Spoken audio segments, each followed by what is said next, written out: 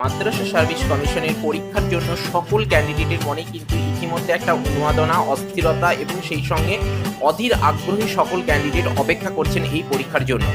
গত কয়েক বছর ধরে একাধিকবার প্রাইমারি টেট পরীক্ষা হয়ে গেছে, কিন্তু মাদ্রাসা সার্ভিস পরীক্ষার এখনো হয়নি। এমনকি এসএসসি বা এসএলএসটি পরীক্ষার কোনো তো সম্ভাবনা নেই। সেই জায়গা থেকে দাঁড়িয়ে ওয়েস্ট বেঙ্গল মাদ্রাসা সার্ভিস কমিশন থেকে একটা আশার আলো দেখানো হয়েছিল এবং সেখানে কিন্তু ফর্ম ফিল আপ, নোটিফিকেশন এবং পরীক্ষার জন্য কমিশনের প্রস্তুতিও নিচ্ছিল, কিন্তু এখনো পর্যন্ত সেরকম কোনো আপডেট প্রকাশিত হয়নি। এইরকম একটা পরিস্থিতিতে দাঁড়িয়ে পুবের কলম নামে একটি পত্রিকা ঘোষণা করে যে সামনের জানুয়ারি মাসের শেষের দিকে পরীক্ষা হতে চলেছে। সেরকমই নাকি একটা আপডেট দিয়েছে মাদ্রাসা সার্ভিস কমিশন, এই পত্রিকার মাধ্যমে নাকি তারা বৃহস্পতিবার জানিয়েছিল। তো এইরকম একটা পরিস্থিতিতে দাঁড়িয়ে সকল ক্যান্ডিডেটই ভাবছেন যে জানুয়ারি মাসের শেষের দিকে পরীক্ষা হতে পারে। তবে সেই সঙ্গে আরেকটা হতাশা বা কনফিউশন সৃষ্টি হচ্ছে, সেটা হলো কোর্ট কেস আপডেট, যেখানে 5% রিল্যাক্সেশন মামলা রয়েছে এবং সেই সঙ্গে নেগেটিভ মার্কসটাকেও সেখানে আবেদন করা হয়েছে নেগেটিভ মার্কস তুলে দেওয়ার জন্য।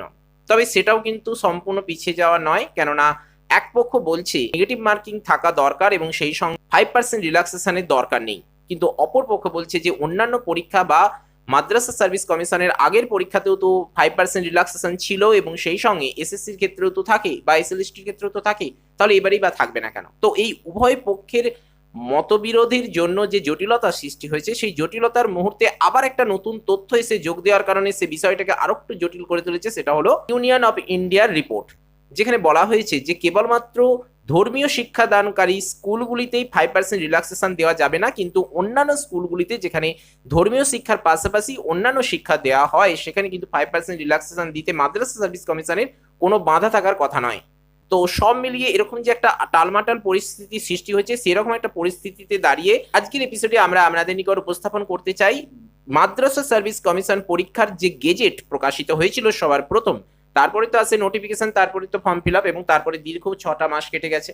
তো সেই প্রথম গেজেটে মেনলি কোন দিকগুলোকে ফোকাস করা হয়েছিল ওই গেজেটের মধ্যে, সেগুলোই কিন্তু আজকে আমরা একটু সংক্ষিপ্ত আকারে আলোচনা করতে চাই। আমরা বেশি সময় নেব না, মেনলি যে গুরুত্বপূর্ণ দিকগুলিকে গেজেটে প্রাধান্য দেওয়া হয়েছে সেগুলোই কিন্তু আজকে একটু আমরা আলোচনা করে নেব।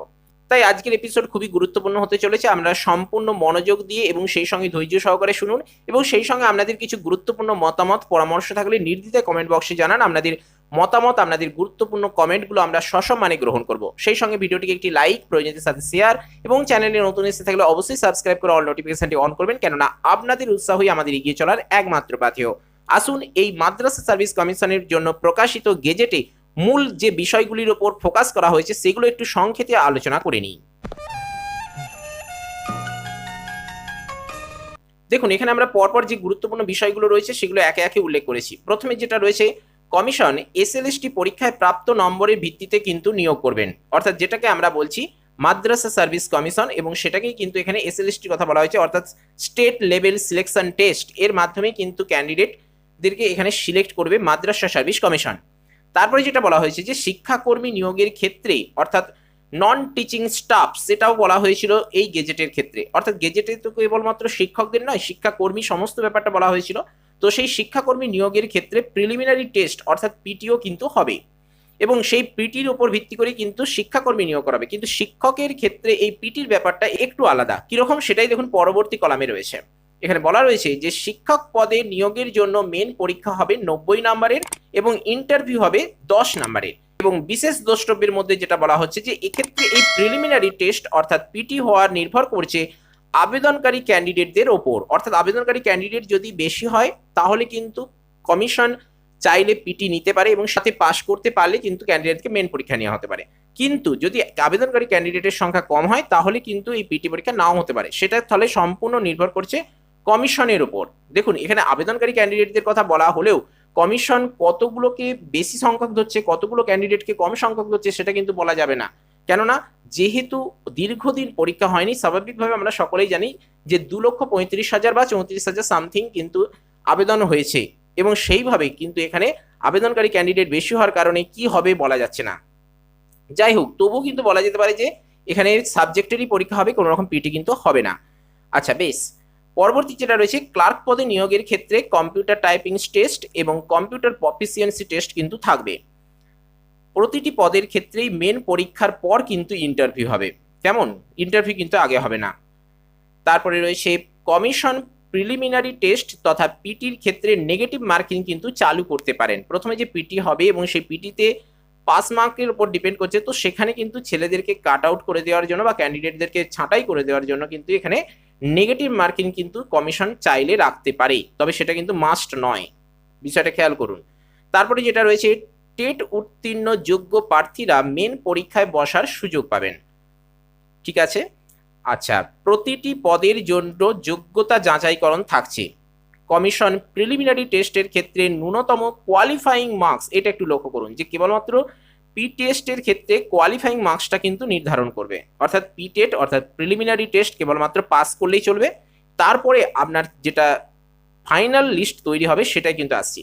ইন্টারভিউ ডাকা হবে কিন্তু মেন পরীক্ষার ভিত্তিতে, বিষয়টা ক্লিয়ার করতে পারছি যে পিটিতে কেবলমাত্র পাস করলেই চলবে এবং ইন্টারভিউ ডাকা হবে কিন্তু আপনার মেন পরীক্ষায় প্রাপ্ত নাম্বারের ভিত্তিতে। ফাইনাল লিস্ট অর্থাৎ চূড়ান্ত মেধা তালিকা তৈরি হবে এখানে মেন যে পরীক্ষায় প্রাপ্ত নাম্বার এবং সেই সঙ্গে ইন্টারভিউয়ে প্রাপ্ত নাম্বারের উপর ভিত্তি করে এই দুটোকে কিন্তু ক্যালকুলেশন করে বা যোগ করে কিন্তু এখানে ফাইনাল মেরিট লিস্ট তৈরি হবে, অর্থাৎ এখানে কেবলমাত্র পিটিতে পাস করলেই চলবে। এই রকমই কিন্তু গেজেটে বলা হয়েছে এবং গেজেটে মেন বিষয় যেগুলো গুরুত্ব দেওয়া হয়েছে সেগুলোই কিন্তু নিয়ে এলাম, এবং সেই সঙ্গে বলা হয়েছিল যে 50% পাস করতে পারলে তবেই কিন্তু এখানে আবেদন করা যাবে, সেই সব ছোট ছোট ব্যাপারগুলো ছিল সেগুলো আমরা গুরুত্ব দিইনি, এবং সেই সঙ্গে ট্রান্সফারের ব্যাপারটাও বলা হয়েছিল সেগুলোকে আমরা গুরুত্ব দিইনি। যেহেতু আমরা এই মুহূর্তে পরীক্ষার জন্য অধীর আগ্রহে অপেক্ষা করছি, তাই পরীক্ষার ক্ষেত্রে কোন বিষয়গুলো নিয়ে সমস্যা সৃষ্টি হয়েছে, বর্তমানে কোর্ট কেস হয়েছে, সেইগুলোকে আজকে একটু মেনলি গুরুত্ব দিয়ে ফোকাস করার চেষ্টা করলাম। এবারে আপনারা নিজেরাও অনেকটা অভিজ্ঞ, আপনারা নিজেরাই ক্যালকুলেশন করুন, অ্যানালিসিস করুন যে মাদ্রাসা সার্ভিস কমিশনের পরীক্ষা কোন মুহূর্তে রয়েছে, কোন পরিস্থিতিতে রয়েছে। কোর্ট কেস তো আপনারা জানেন, তার বিগত এপিসোডে আমরা সেই সকল ব্যাপারগুলো আলোচনা করেছি, আমরা ডিসক্রিপশন বক্সে তার লিঙ্ক দিয়ে রাখছি, আপনারা সেই ভিডিওগুলো দেখে নিতে পারেন। তো আপনারা নিজেরাই ঠিক করুন বা আপনারা নিজেরাই বুঝতে পারবেন বা আপনারা নিজেরাই চিন্তা ভাবনা করুন যে মাদ্রাসা সার্ভিস কমিশনের মূল ফ্যাক্ট কি রয়েছে এবং কোর্ট কেসের পাশাপাশি কোন পরিস্থিতিতে রয়েছে মাদ্রাসা সার্ভিস কমিশন। আপাতত এই মুহূর্তে কোর্ট কিন্তু খ্রিস্টমাসের জন্য বন্ধ রয়েছে, সামনের জানুয়ারি মাসের 1 তারিখে কোর্ট খোলার সঙ্গে সঙ্গে আশা করছি হিয়ারিং হবে, এবং সেই হিয়ারিং হওয়ার সঙ্গে সঙ্গে কিন্তু যদি হিয়ারিংয়ে কোনো সুফল পাওয়া যায় তাহলে কিন্তু জানুয়ারি মাসের শেষের দিকে পরীক্ষা হতে পারে, সেরকমই কিন্তু একটা আপডেট আছে। তো আজকের এপিসোডে আমরা আপনাদের নিকট মাদ্রাসা সার্ভিস কমিশন পরীক্ষার জন্য যে গেজেট পাবলিশ করা হয়েছিল ওয়েস্ট বেঙ্গল মাদ্রাসা সার্ভিস কমিশনের অফিসিয়াল ওয়েবসাইট থেকে, সেটাই কিন্তু যে মেন জায়গাগুলোকে প্রাধান্য দেওয়া হয়েছিল সেইগুলোকে কিন্তু আজকে আমরা আপনাদের নিকট উপস্থাপন করার চেষ্টা করলাম। আপনারা জানান যে ভিডিওটি ইনফরমেটিভ হয়েছে কিনা, এবং সেই সঙ্গে আপনাদের কিছু গুরুত্বপূর্ণ মতামত থাকলে বা এর সঙ্গে আরও যে সকল তথ্য অ্যাড করা যায় সেগুলো কিন্তু আপনারা কমেন্ট বক্সে জানিয়ে দিতে পারেন, কেননা আপনাদের কমেন্টের উপর ভিত্তি করে পরবর্তী নেক্সট এপিসোড আসবে এবং আপনাদের মূল্যবান পরামর্শগুলো কিন্তু আমরা সসম্মানে গ্রহণ করব। সেই সঙ্গে ভিডিওটিকে একটি লাইক করবেন, যারা চেনা পরিচিত রয়েছেন, যারা মাদ্রাসা সার্ভিস কমিশনের ব্যাপারে ইন্টারেস্টেড রয়েছেন, প্রিপারেশন নিচ্ছেন, পরীক্ষার্থী আছেন, তাদেরকে অবশ্যই শেয়ার করে দিন। চ্যানেলে নতুন এসে থাকলে অবশ্যই শেয়ার করুন, আর যারা এখনো পর্যন্ত সাবস্ক্রাইব করেনি বা সাবস্ক্রাইব করতে ভুলে গেছেন তারা অবশ্যই সাবস্ক্রাইব করে অল নোটিফিকেশনটি অন করুন, কেননা আপনাদের উৎসাহই আমাদের এগিয়ে চলার একমাত্র পাথেয়। এই পেজটার পিডিএফ আমরা ডেসক্রিপশন বক্সে দেওয়া লিঙ্কে ক্লিক করে টেলিগ্রাম গ্রুপ থেকে আপনারা পেয়ে যাবেন, আপনারা সেখানে কিন্তু অতি সহজে সংগ্রহ করে নিতে পারবেন, এবং এই মুহূর্তে যে সকল চাকরি ফর্ম ফিল আপ চলছে বা যে কোনো আপডেট কিন্তু আপনারা সেখানে রীতিমতো পেতে থাকবেন।